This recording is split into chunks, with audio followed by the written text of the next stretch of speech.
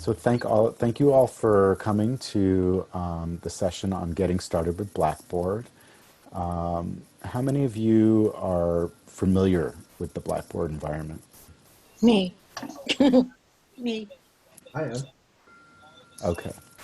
How many of you are not familiar with the Blackboard environment? Maybe that's a better question. Well, it's a work Holly. in Okay, progress. so it looks like Holly is not really familiar. But it does look like that Holly's familiar with Zoom, so that's good. So this is going to be a very basic introduction to the Blackboard environment. But depending on how much time we have, I'm happy to take questions that are more complicated or more complex in how you're using Blackboard, or things that are confusing you about Blackboard that we can go over. But I want to make sure that we're all on the same page in terms of what the Blackboard environment looks like, how to get in, how to do things like adding content or creating assignments or quizzes. I want to make sure we're all on the same page about that before we start to address some of the more complex issues. There's also a session tomorrow at 1 o'clock with Gina Riley and I, where we'll go much more in depth in terms of creating and organizing content and really structuring the course design within the Blackboard environment. Hmm. Okay. All right. So I'm going to share my screen. There's no presentation, but I'm going to go into. We're going to just go right into Blackboard. Hold on, I'm just moving some of the Zoom stuff out of my way because it's a little annoying at times. The Zoom windows. Uh, all right. So if anybody has any questions or anything as we go along, feel free to place them in the chat box. Oh, And sorry. all right. So does everybody see my screen? I do. Wait, I'm not sure I see the chat box. So if you've gone into full screen mode, then you'll see a little green bar at the top with a more options link. Do you see that? No, because I'm just looking at it on my phone, not on Oh, my you're on the phone, computer. right? Yeah, So on yeah. the phone, I think you have to like click this Oh, I got it. green. I Yeah. got it. Wait. Okay. So I see go to more Yeah. You can also chat. just Got it. Thank just you. Thank you. you can also Okay. just interrupt me. It's fine. There's not that Okay. many people here. If we had 20 people, that'd be different. Okay, so this is the Blackboard login page, and you can get to this by just going to bb.hunter.cuny.edu, and it takes you right here to Blackboard login. You'll click login to Blackboard. You'll have to log in with your CUNY first login, and this is the Blackboard homepage. This is what you'll see. It's a little busy. You have some links up here on the top for some resources and training that everybody has access to. And then there's like a whole bunch of different little windows in here. The one that's the most important here is My Courses, because this is where you'll access the course that you're teaching from. So I'm going to go click into this demo course. And this is pretty much what your course will look like when it's empty. I've made some changes to the menu here, as you can see, but for the most part, you're going to see a menu here on the left.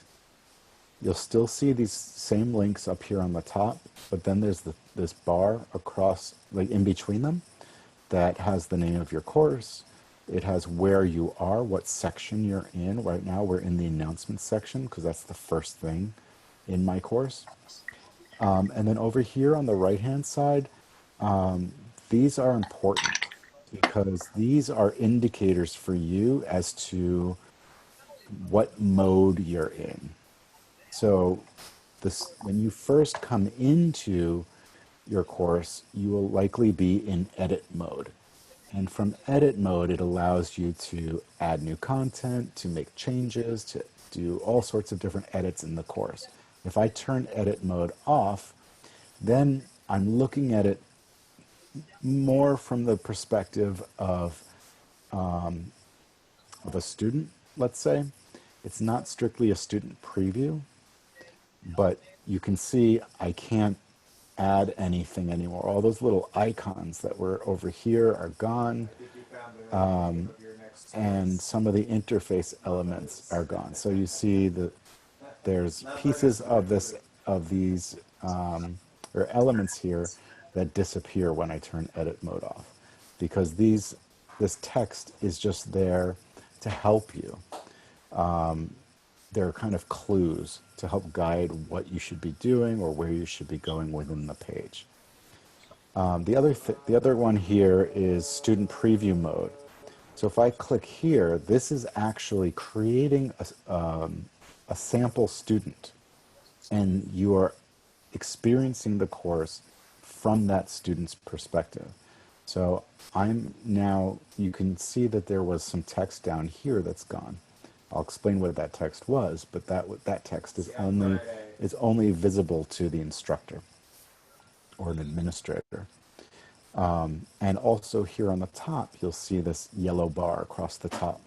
And this will always be here when you are in student preview mode. So if you see that on top, it tells you that you're in student preview mode. You can click on setting, and it gives you a couple of settings that you can change. So when you leave student preview mode, it will automatically, by default, it will delete everything you've done. If you change that to keep the preview user and all data, then when you come back, all the data is still there that you added. Does that make sense? So if you're looking to like practice as the student how to submit data into your, or how to submit a paper, or how to participate in a discussion forum, you can leave it there so that you can come back to it again, or you can delete it as soon as you exit the preview mode. Unless you have a good reason to, you can just leave that setting. And when you exit the preview, it will delete everything that you've just done. If you leave it there, then I believe if there are students in the course, they will see if you've written a post or something like that in the discussion forum, they will see it. So it's probably best to just delete it.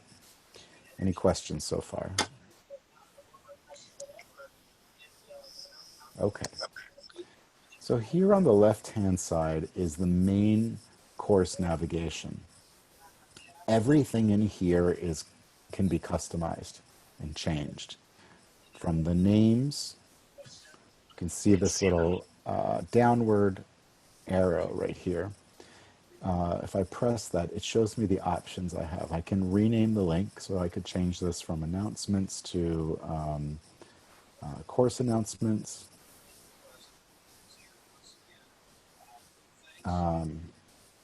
I can hide it, and when I hide it, what happens is you see this little icon appear, which means this link is hidden from students. And if I turn edit mode off, you'll notice that it disappears.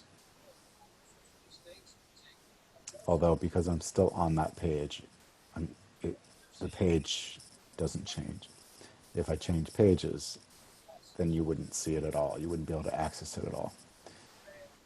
So then the handy thing about that is you can create areas in your course that you can keep hidden until you're ready to open that up to students. So the moment that you're ready to open it up, you show that link, students have access to it. That's really helpful if, for example, you want to set up a weekly schedule of folders. So here I have week 1, and there's all this content in week 1. I can keep week 2, week 3, week 4, and so on hidden until I want students to be able to access. And as soon as I show the link, they'll have access to it.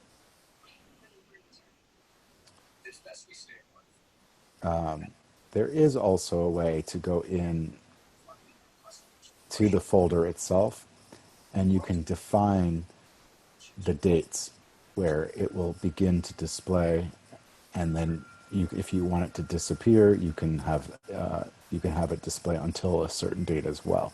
So if you want to automate that process of releasing a folder or a content area is the way Blackboard calls it.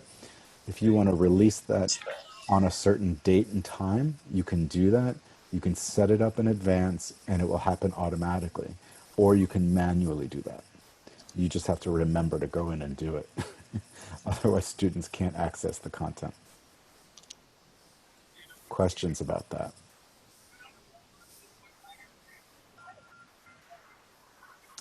Oh, Bonnie has a question. Can students email papers through Blackboard to the instructor? Well, it's not email, but there is an assignments tool. You'll see here it says assessments. And using the assignment tool, it's an assignment Dropbox. So it allows essentially for students to submit their papers into the Dropbox, and then you have access to all the papers within that Dropbox that you can go through and you can grade and you can give feedback on. And we'll come to that in a little bit in more depth, but that's the tool that you would use for that. Okay, so in addition to being able to modify the ones that are in there, so again, you can rename, you can hide, and you can delete, I can also create a new area. And the button for that is right up here at the top of this navigation pane. And it gives you several different options of what you can add to this section. So for one thing, I can add a divider and a subheader if I want to create a little more organization. So if I added a subheader and I called this weekly content, everything you create will always appear down at the bottom.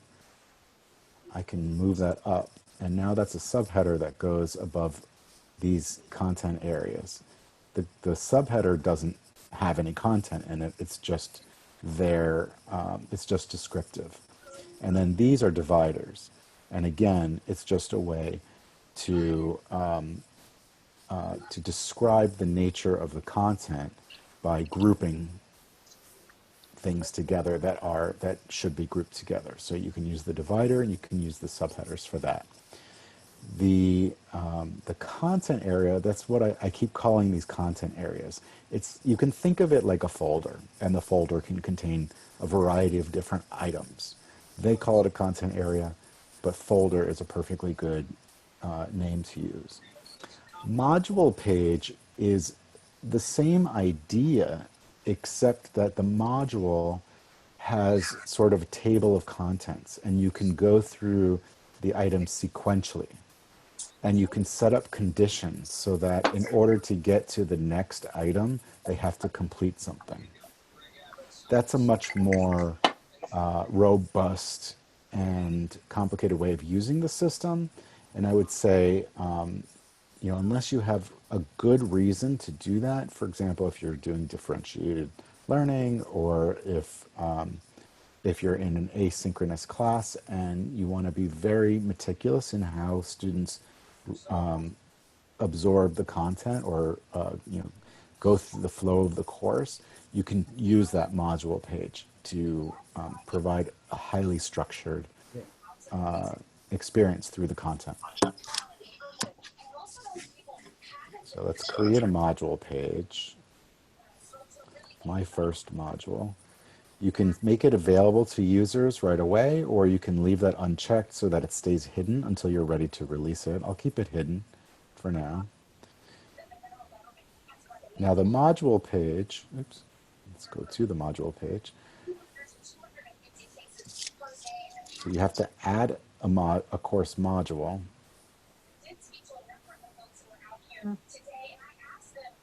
Oh my God. I totally just confused two things. Sorry about that. Within a content area, you can create a learning module. That's what I was talking about. A module page is actually something different. Probably nothing that you need to use, but it's just a page that allows you to put little widgets on the page. So there's all these little widgets that you can choose from, like a calculator, CUNY First training repository. You can look through this. If you find this useful, by all means, you can have a module page. Some people choose to make that the course homepage. My apologies, I confused the two. The learning module is what I was referring to when you want to have your content sequenced in a very particular way with your table of contents. So let's create a content area, and let's call this my first module.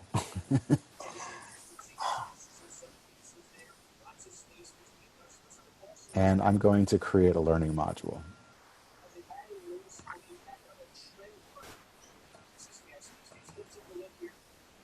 So you can add all sorts of descriptive text to it. There's different module options. So again, here is enforce sequential viewing of the learning module. So I can choose yes, and then you have to go through things one at a time, and you can set up conditions for how that happens. You can create a table of contents so that people can see the order of what's in that module. Because if you have this sequential viewing option selected, then they will only see one thing at a time within that module. So we'll submit that. So this is the learning module. You click in there, and now this looks just like any other content page, but you have a table of contents here. And as I begin to fill things out, I will have to establish the conditions for moving further. So for example, I might have an item that contains a couple of readings and then a quiz that they have to pass in order to view the next item. We'll go into this more tomorrow, but I just wanted to show it to you briefly. So the next thing that we can add into our navigation is a tool. If you go down to the bottom, you have this course management panel. This is only accessible to faculty. Students do not see this, and this gives you access to a lot of the configuration tools for the environment, for the class environment. One of these options here is course tools. And if I look in the course tools section, I'm going to see a whole bunch of things here. These features that I can add into my course. So I can insert a blog, I can insert a discussion forum, I can insert a journal, I can insert rubrics, tests and surveys, I can insert wikis, I can insert a Blackboard collaborate session, which is kind of like Zoom.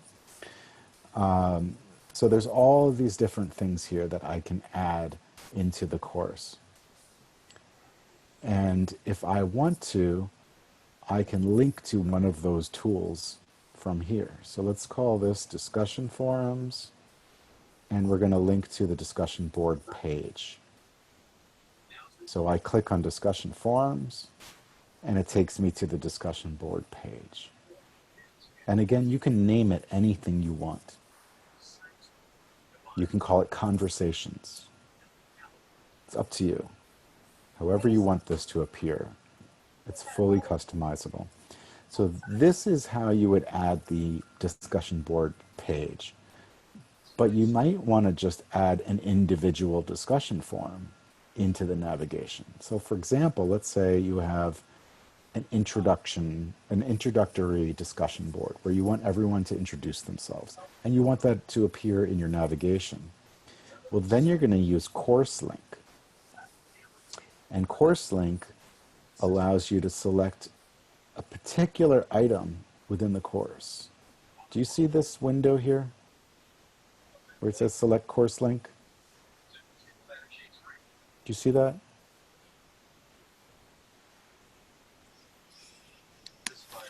I'm not Are you giving up. asking us? I see it, Yes. yeah. Okay. I wasn't sure because the way that I shared my screen. Okay. So you'll see here there's a content tree of everything in the course. It contains all the stuff that's in your navigation, your syllabus page, your course materials page, the discussion board tool, the page of discussion boards, all the different tools, and then the weekly content that I have here, and then the unit folders, my first module, we just created this learning module, and then again at the bottom, I added the discussion forum. So anyway, since we have a discussion forum here, we can select this, and we can keep that name, or we can change it. Maybe please introduce yourself. Make that available and submit. And then let's move that over here. Oops, it didn't work. Let's move that over here. It doesn't want to stay. Come on.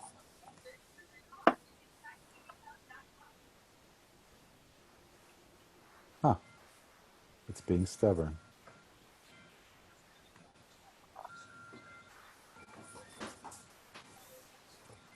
All right, well, I don't know why it's doing that, but we're going to forget about it for the moment. It's being a little buggy. Yeah. It's being a little temperamental right now, of course, because I'm trying to demonstrate it. But if I click here, it's going to take me right into the discussion forum instead of that discussion board page. So you have to be very particular in how you're adding content based on what you're looking to do. Blackboard lets you do pretty much anything, allows you to connect to any piece of content within there, allows you to post it into the navigation, or you can put it within folders, but you have to be very thoughtful about how you're doing it. Now you can see already my navigation is a little messy, and that's because this is for demonstration purposes only. If I was teaching a course, it would not look like this. You want to be very intentional in how you structure this navigation. And again, we'll talk about this in more depth tomorrow, but that's really something that you want to think about. How, if I'm a student coming into my course, into this course, what am I supposed to look at first? What am I supposed to do first? Where am I supposed to go?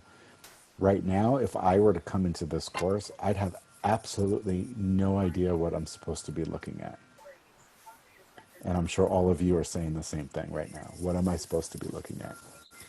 So think about that as you're thinking about what to put here. And remember, you don't have to leave it set up as the default settings.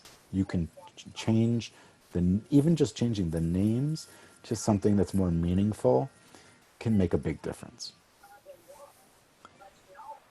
Any questions so far?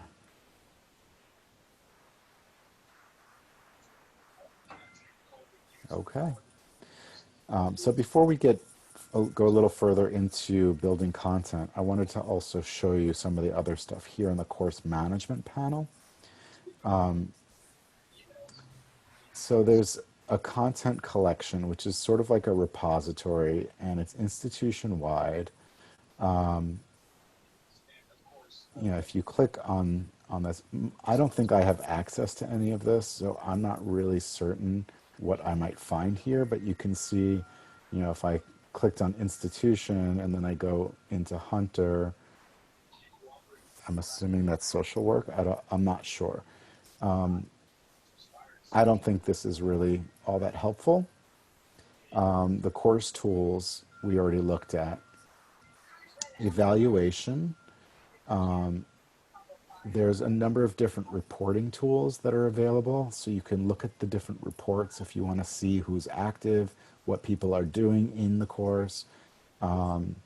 There are performance dashboards that give you sort of like a quick look at some of the statistics of people that are in your course, like when did they access it last? How many days has it been since they accessed the course? How many posts do they have in the discussion boards? Wow. You know, there's a few different options. There might even be more. I'm not sure, but that's just sort of like a quick look at what's happening with people in your course. And then there's the retention center, which are more detailed reports for people in terms of, you know, are they consistently turning work in late? Are they underperforming? So you can set up the criteria, and you can from here you can contact students, you can post announcements, you can jump right into the different areas to see, you know, what are people doing. You can't really see much here because there's nobody really in this course. It's not an active course, but you can go into one of your courses. You can even go into an old course and look at this at the retention center and kind of see what information it's providing for you. The grade center, this is the grade book. Oops. And we'll go to the full grade center. The Blackboard Grade Center is really nice for a couple reasons. One, the majority of grading columns are created automatically whenever you create a graded assignment or a graded discussion forum. It will automatically create a column for you.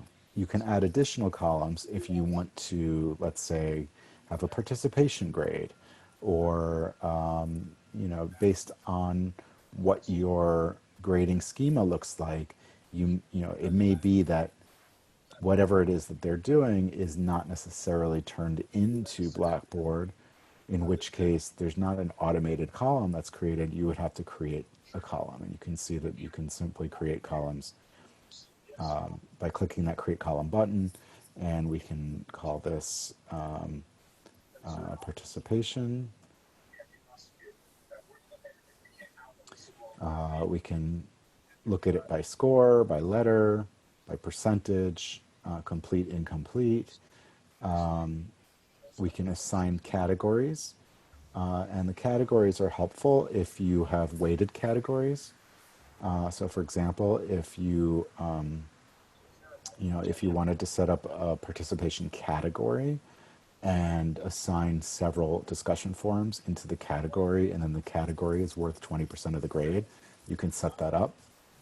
And then you can say how many points are possible.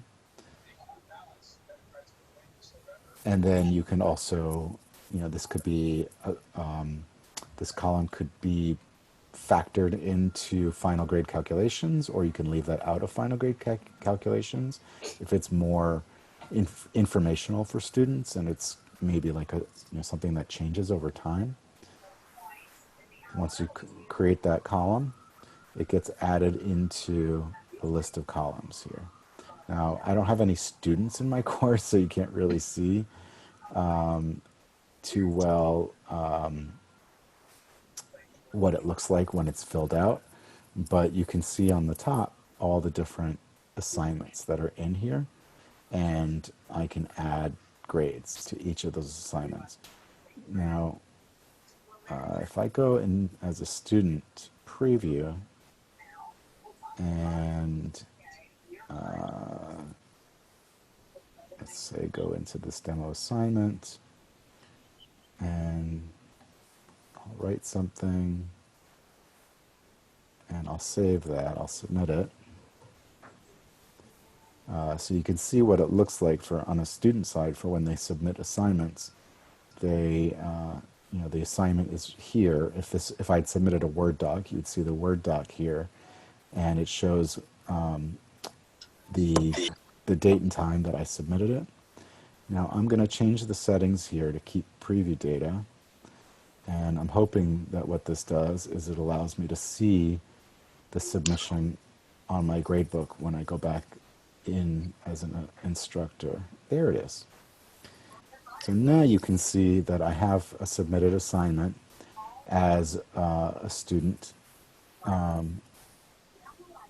And, oops.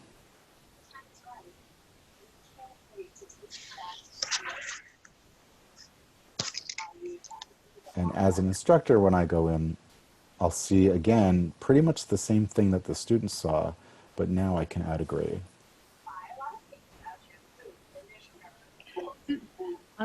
Kenny, it's Ginny. It's Virginia Tong. Hi, Virginia. Hi. Students can't edit any of your comments or change the grades. You Correct. turn that capability, right? Correct. Students have absolutely no ability to change anything here. Yeah. Okay. I wanted to ask you, Kenny, sometimes on that grid, I get a little blue half moon symbol rather than the gray circle. Do you follow what I'm saying? A blue I don't know what that half-moon means. symbol. Wait, let me exit that. Some-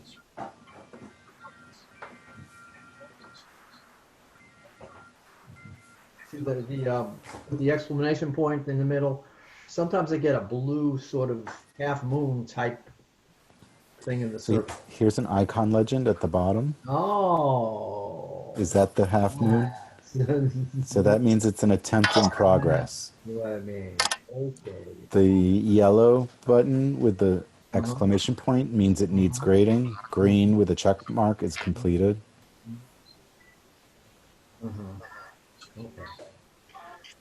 Okay. I also, since we're on this page, if I could ask, when I'm grading papers and they Yes. come down, one by one, after the next one will flip up, but it's hard to keep track of how many you've finished and how many more you have to go. I have to go back to the grade center in order and count them, or maybe make my own list in writing to keep track of it. Is there any way I could keep track of how many I've covered and how many more there are to do? So if we... And sometimes you can count wrong. It's hard to count in those columns because you have to move them, keep sliding them around. Kenny, can't you go to needs grading? Yes, you can, yeah. Yes, you can go there. You go to Give needs you a list. grading, and then you can go look at the attempts, and you can see how many you have to grade here. But when you're actually in the attempt, to see how many you have remaining, it's hard for me to say because there's only one thing in here. But obviously, you could page through them. I don't know if you can drop down, if this will be a drop down that allows you to jump. You can go to jump to, and you can select different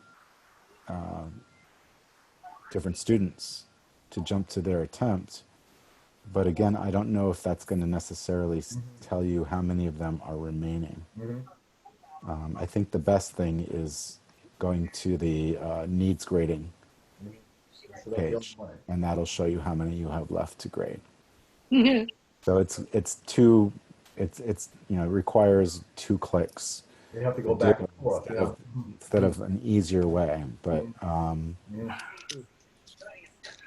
I have a question about the grading.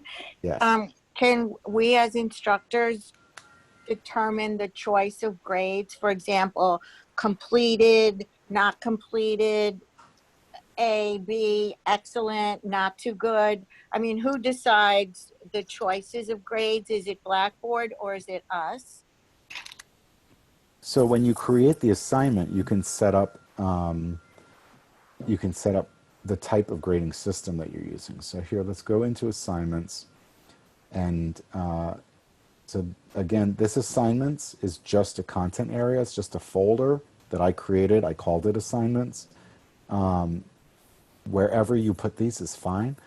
But when you are creating content, one of the options here is assessments. Under assessments is assignment. If I go in and I create a new assignment, I can put in all the instructions for the assignment. I can attach files. So if I have written instructions, or if I have a reading that's related to it, or a rubric that I want to attach to it, I can attach files to it. I can assign a due date, or I can leave that unmarked. If I do assign a due date, if they submit it after the due date, it will get marked late. And things like that show up in the retention center. Then you can set up points possible. Now, you don't have to necessarily grade based on points, but you do have to assign the number of points that the assignment is worth. So I can say it's complete, incomplete, which is an all or nothing. I don't know if you can create a scale per se of fair, good, great, excellent, unless you're using a rubric. If you're using a rubric, you can create the rubric in here, and you can say fair is worth 10 points, good is worth 30 points, great is worth 60 points, and excellent is worth 90 points or 100 points. So you can use a letter grade. Well, again, you can do a letter grade, but you still have to have the number of points that is possible, so that even if you, because when it's calculating your final grade, it needs to be able to calculate using numbers. And even when you assign a letter grade, it converts that to a number. And you can determine what the, well, theoretically, you can determine what the scale is for letter grade to number grade. That might already be defined by CUNY, I'm not sure. And then you can also set availability in here. But where was the... All right, so we create the assignment, and then what did I miss? Oh, here, display of grades, sorry. I knew I was missing something. So you can display the grade as a letter. So, okay, so there is a Hunter College undergraduate and a Hunter College graduate schema. So let's say this is a graduate course. I use the graduate schema. So it's the graduate schema automatically tells Blackboard an A plus is worth 4.0, or sorry, A plus is worth 100%. An A minus is worth 92%. A B plus is worth 86%, or whatever the schema is. I don't know what the schema is off the top of my head, but the point is that you can, if you gave them a 92, what they will see is an A minus based on this scale.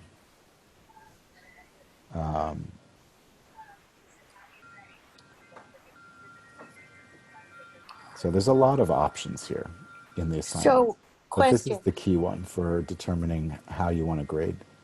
So would the individual students be able to view their grades in Blackboard? Yes. And would they be able to view their classmates' grades also? No. No. Okay. No. I think there might be a way that you can show a class average. I'd have to look for that. But you definitely can show, I mean, students will only see their own grade report. They won't see anyone else's. You see everything. Could you go into the student view so we could see how a student would view their grade? So if I go to My Grades as a student, this is what a grade report looks like from the student perspective. Great. And if you had final grades released, it would appear here on the bottom, and it would show their final grade. Now, If I an, had set this up to display as a score. Let's change this to a letter grade. if an assignment is missing, they're aware of it. Oops. Correct. They will see if there is an assignment that has not been graded. No, not graded, not submitted. That's what I mean. Well, you'll see if they have not submitted an assignment in the grade Oh, book yes, I because will. they'll be missing. Mhm. You know, it's a table. It's in But tabular no, format, and are you'll they? see if there's an empty cell. Well, my question is because this is coming up. Are they aware of it? There are some tools in here that help students become aware of when assignments are due and that sort of thing. Because I've been emailing them saying, "Hey, you still have to get that in. You have 2 assignments missing." Hold on a second.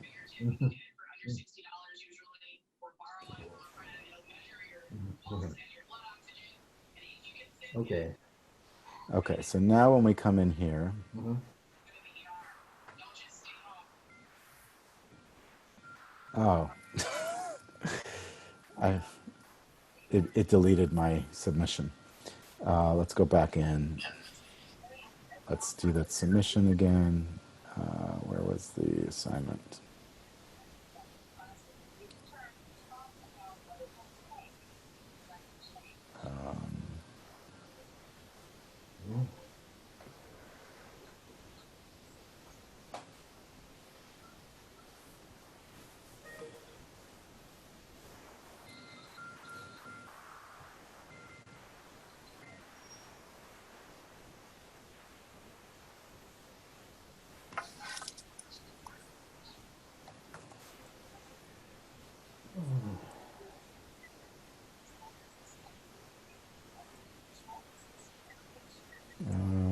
Something's not working right. Oh, I wasn't in student preview mode. Oh, it is still there. So what is going on? Why is it not displaying the grade? Oh, so there it's showing an A plus. Right. Oh, there it is. For some reason, it wasn't showing that earlier, but now it is. So that's when you set the scale. That's what will Right. display for Right. them. And the professor that asked the question, will the students see their have to submit something? I think the answer is yes, because it says upcoming, upcoming. So they see that they got to do that. Okay. Okay. As long as I know what upcoming means.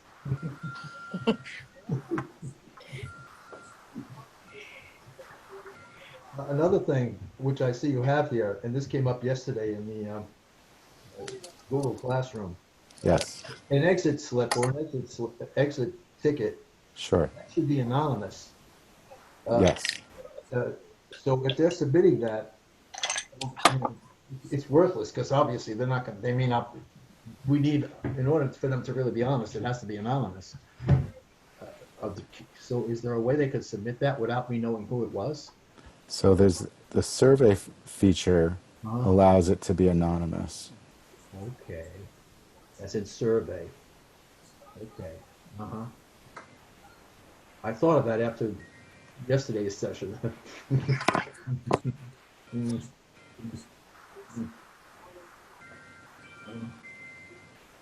Um,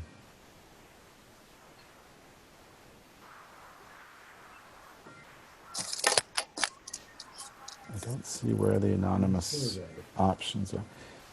Blackboard has a funny way of requiring you to create things before you can edit some of their settings. So here's a survey that I created previously. It's an entry ticket survey. And here are the settings.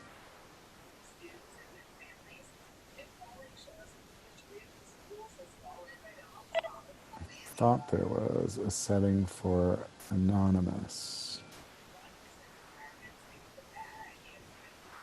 You know, maybe it's not anonymous. I'm not. Mm. I'd have to double check that. I thought it was. It's definitely not graded. But if you were looking for something completely anonymous, you could always use Google Forms and it just not ask for names. That's an option. I The could have guy, sworn that it allowed for anonymous submission, but okay. I guess not. I was going to ask him even It's a been, reflection on the course anonymously, but you know. yes. Mhm. All right, so let's go back to, does anybody have more questions about the grade book before we jump back into the content areas? Kenny, Yes. if you have a particular item that's going to be graded and it's in its own tab and in course details it has a particular value, suppose you want to change that value. Do I go back to assignments? You want to change the number of points that it's worth? Correct. So yeah, so you would go into the assignment, you edit the assignment, Okay. and if you scroll down to grading, you can change the points possible. So I can make that 50 points if I want it Good. half the Okay. value. Points possible. Thank Yeah. you. Now, that's different than, say, if you wanted to change the participation grade from 20% to 30% of the grade. Uh-huh. Then you're getting into a slightly more complicated grade book where you have to create weighted categories, and then you can change the relative value of each weighted category. So so you can create weighted columns, and you can create categories. If I create categories, I can then weight the categories. There are categories in there already. Uh,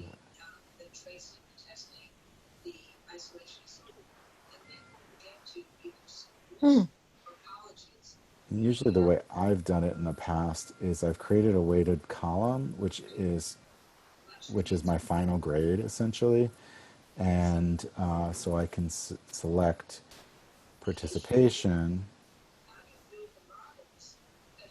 and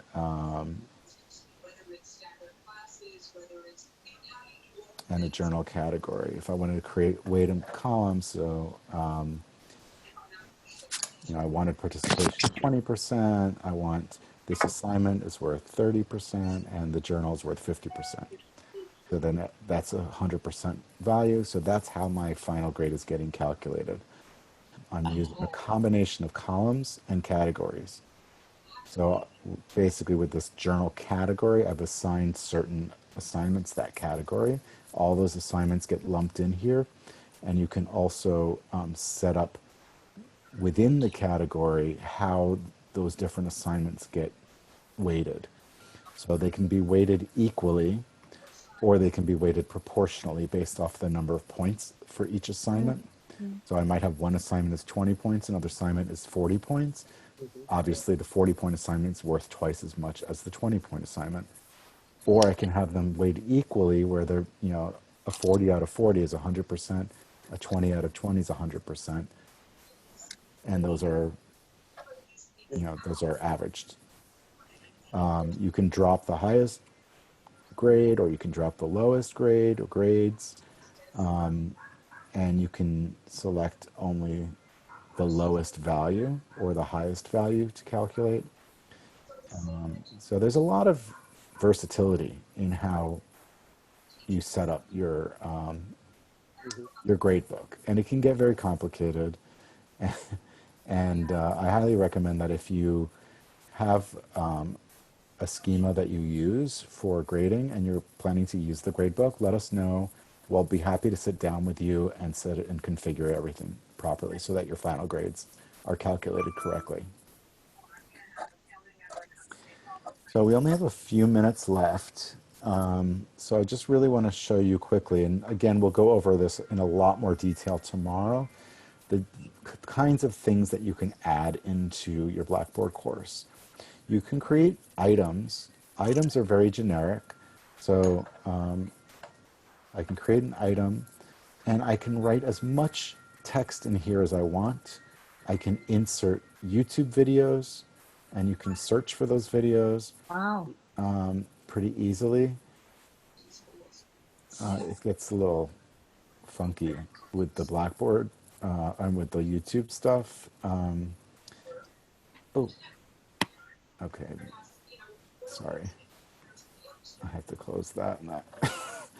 Sometimes that gets a little funky. There's another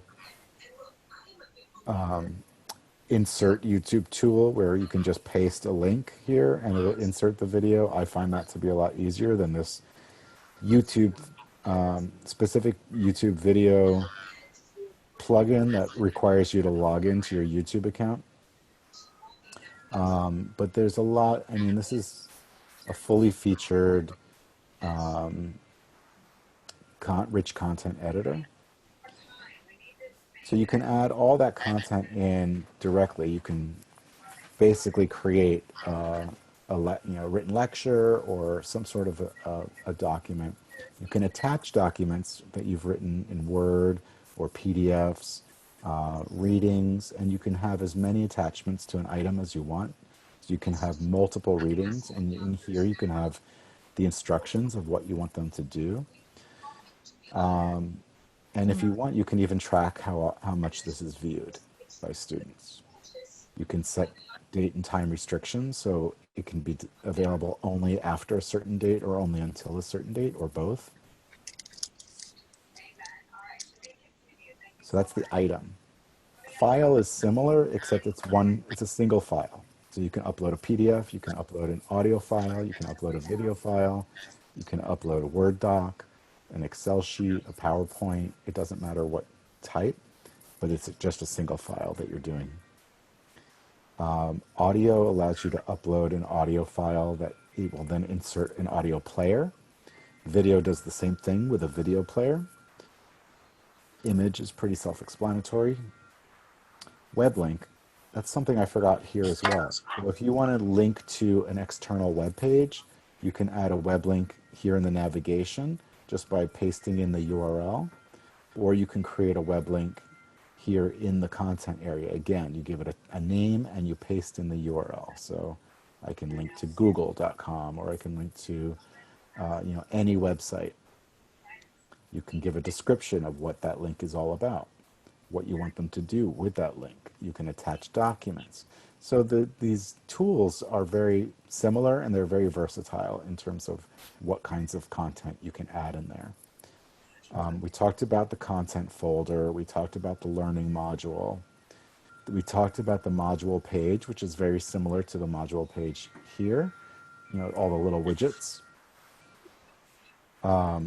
Course link, again, if you want to link to specific discussion forums, specific assignments, assignments you can do from here, specific wikis or blogs or announcements, you can do that using the course link.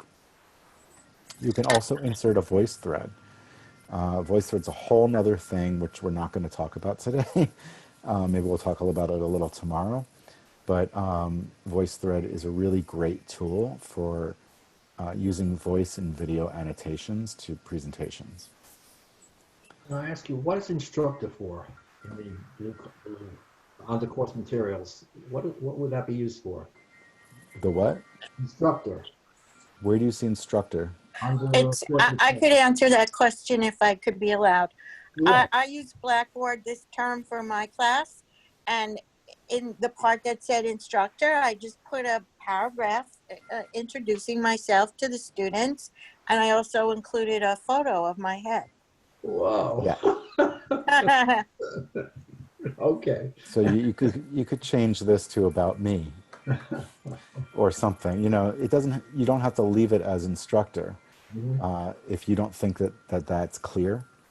If you want something else that's going to be much more clear for you, or you can just remove it if you don't find that valuable to have that as part part of the navigation. You could have that within the first week as a module or part of a discussion. Because I went in there, I was trying to figure out how to use Yeah. it.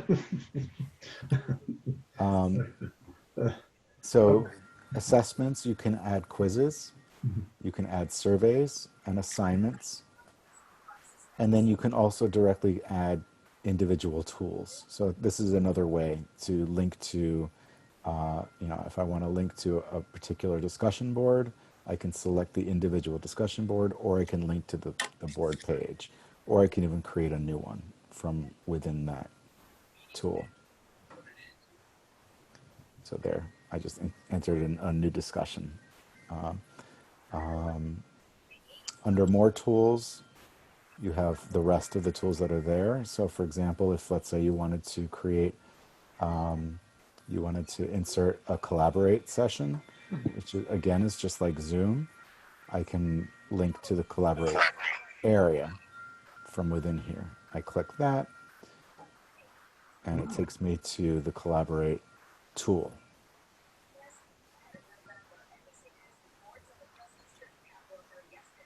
And I can use the course room, or I can create my own sessions, which we're not going to we don't have time to talk about. It's 4 o'clock, so.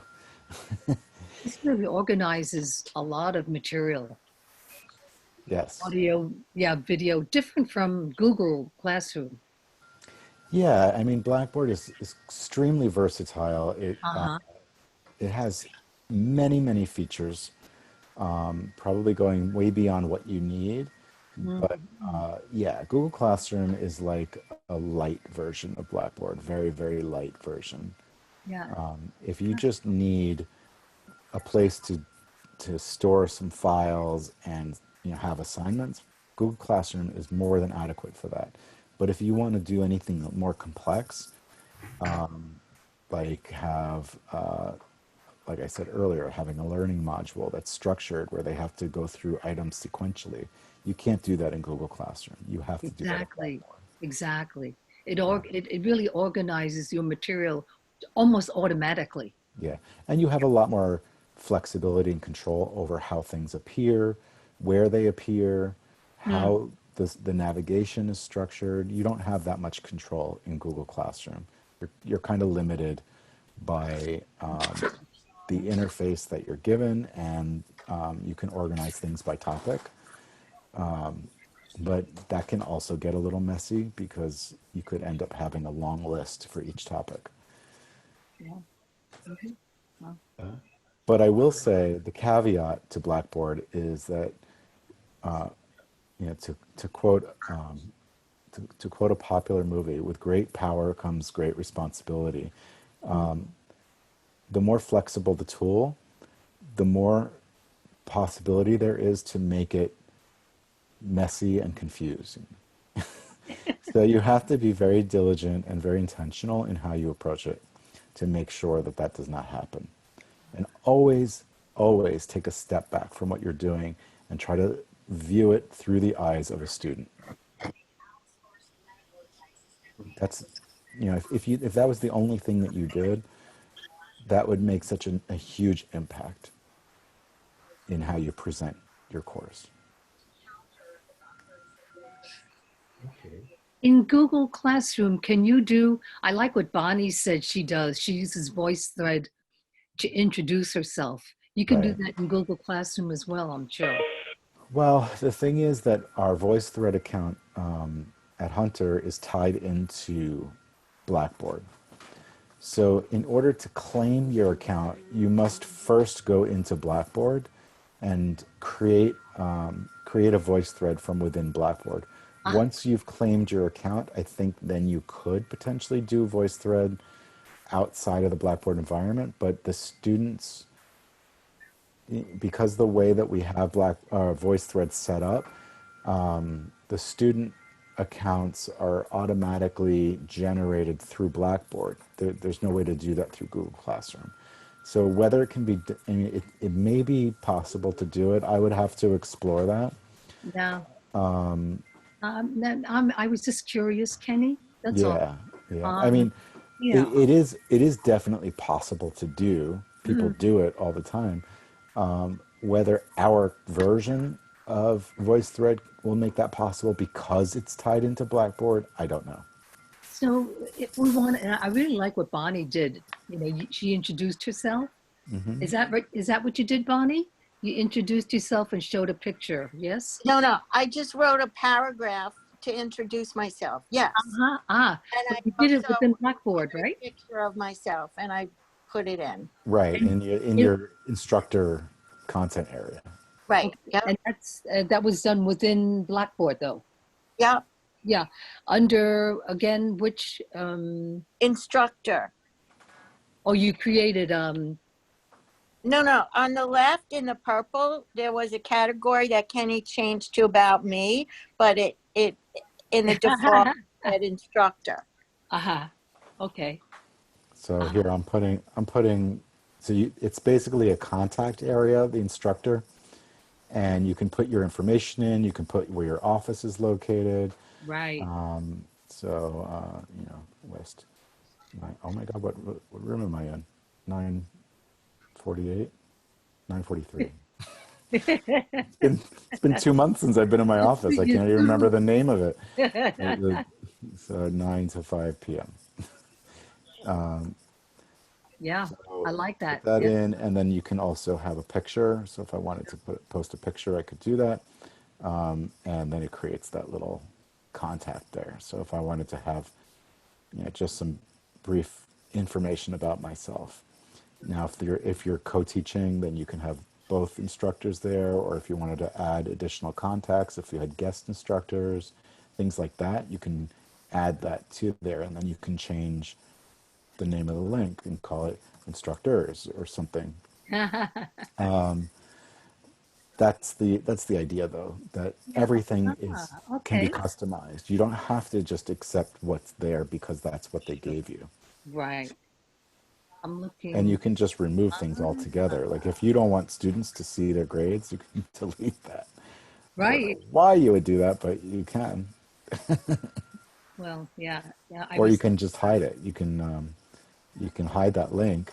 Then students can't see their grade, and then maybe halfway through the semester you show it, if that's what you want to do. You can do that too, right? Uh-huh. Yeah. Oh, there Yeah. were some questions. Sorry, Holly. Yeah, Um, Thank hi. you. Hi, I was just using, I'm used to using Dropbox. yes. Um, is that a possibility to use it? To use Dropbox. Or where would I put the course content? Well, the course content gets uploaded into Blackboard. So, but I mean, if I wanted to put in, for instance, articles or images that I'm going to be using, can I use my CUNY Dropbox account? Or should I put it all in Blackboard? You mean just like have it in a folder that's publicly accessible? Well, my students are the only ones that use it, but that's what I'm used to Right. using. So you could use WebLink and link to your Dropbox folder. Okay. I'm going to sign off. I just want to thank you, Kenny. This was really great. Oh, you're very welcome. Thanks, Bonnie. Okay, Um, bye. Thank you. Or is it better for me to put it in the course materials area? Or like Well, you can organize it in the course materials. So if you want to organize it by the week, or if you want to organize it by topic, or if you have some other way of organizing your Okay. content so that it can be accessed clearly. If you have it in a Dropbox, I mean, you could create subfolders in a Dropbox, but it's the same idea. Okay. And this is another unassociated question. Wait one second. One Yeah. other thing that I would just point out is that if you post it into Blackboard, then the next time you teach the course, you can copy everything over from Yeah. the previous version of Blackboard. You don't have to worry about whether those files still exist in Dropbox or not. Okay. Thank you. I might as well do that. And then the second thing is just because I also work at different CUNY campuses, can I use my Gmail account rather than my Hunter account as a contact? Well, as a contact, theoretically, yes. At the Hunter School of Education, we ask faculty to only use their hunter.cuny.edu email because for FERPA compliance. Okay. So that's the policy of the School of Education. Theoretically, yes, you can use any email in there as a contact. And do we police that? No, but you know that's the policy of the School of Ed is to Okay. use your I hunter.cuny.edu email. would not recommend that. I did that when I worked at another college, and you get a lot of things in that emails. Well, but then you know all the students also have your personal email. Mhm. You know, to a certain extent, you know, maybe that crosses some lines. I don't know. Mhm. You have to use your own judgment for that. Okay. And I don't know what the policies are of other CUNY schools. So Okay. I'll leave it at that. yeah. Great. Well, I mean, I have to go back, I think, and do a little bit more research on just using Blackboard, but Yeah. there's a lot of details here. But thank you very much. You're Thank you, very Jenny. welcome. It was a good session. Right. I'm going to stop the recording, and if you have more questions, I'll stay. Okay. Thank you. Well, thank you so much for coming.